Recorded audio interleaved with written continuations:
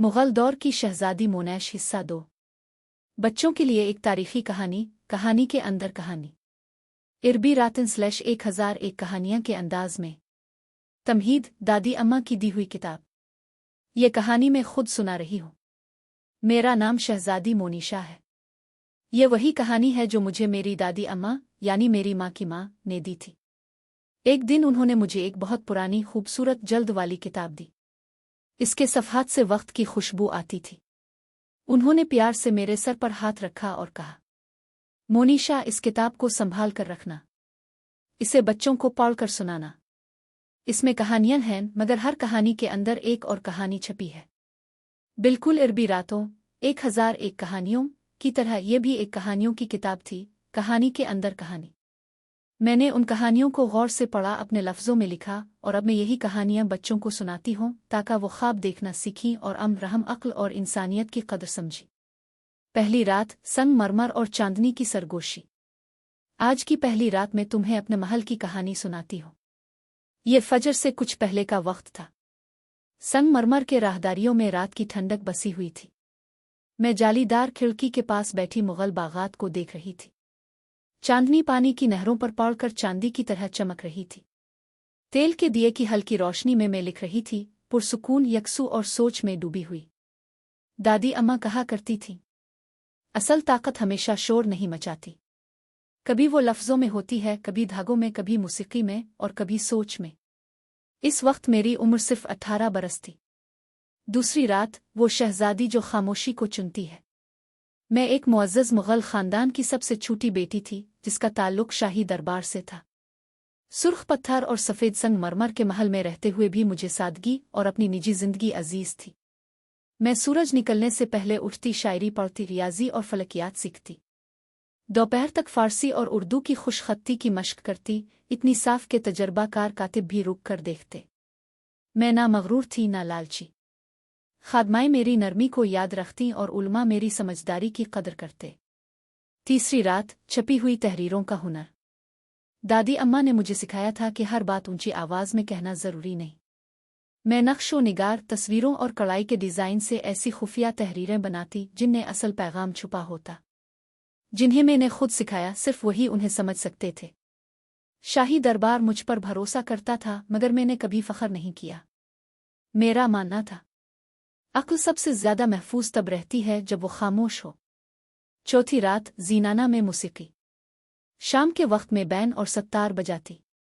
मेरे सुआर जालीदार दीवारों से गुजर कर ज़ीनाना में फैल जाते। मौसीकी मेरी पनागा थी।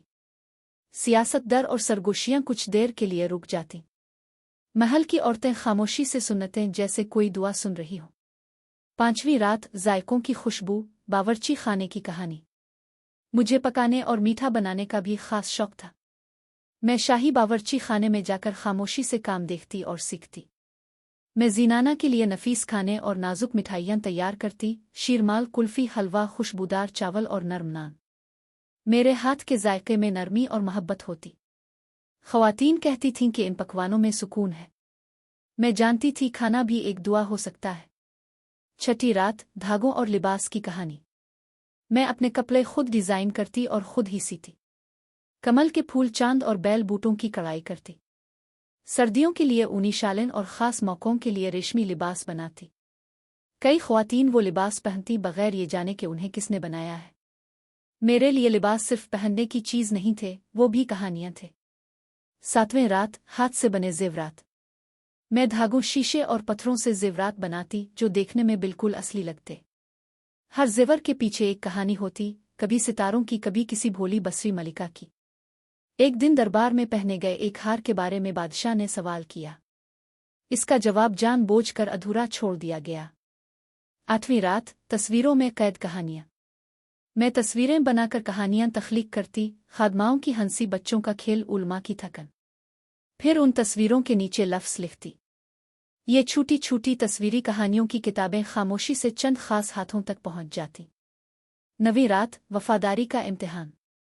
एक दिन महल में एक साजिश तैयार की गई। मैंने अपनी खुफिया तहरीरों के जरिए वक्त पर खबर पहुंचा दी। बगैर किसी शोर के कई जानें बच गईं। इस दिन मेरा नाम तारीख की किताबों में दर्ज न हुआ, मगर महल महफूज रहा। 10वीं रात, अपनी राह का इंतखाब। मेरे लिए शादी के कई रिश्ते आए।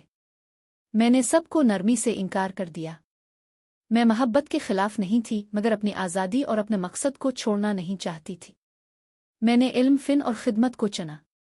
11वें रात, सर्दियों की खामोश मेहरबानी। सर्दियों में मैंने खादमों और पहरेदारों को अपने हाथ से बने स्वेटर और शालें दे। कोई ऐलान नहीं किया गया। दादी अम्मा कहा करती थी, असल गर्मी लफ्ज़ों से नहीं, अमल से मिलती है। आखिरी रात, बच्चों के नाम पैगाम। अब ये किताब तुम्हारे हाथों में है। जिस तरह दादी अम्मा ने मुझे ये कहानियां दे, इसी तरह मैं ये कहानियां तुम्हें दे रही हूं। याद रखना, हर कहानी के अंदर एक और कहानी छपी होती है, और अगर गौर से सुनो तो शायद तुम्हें भी चांदनी में हल्की सी सरगोशी सुनाई दे। शहजादी मोनिशा।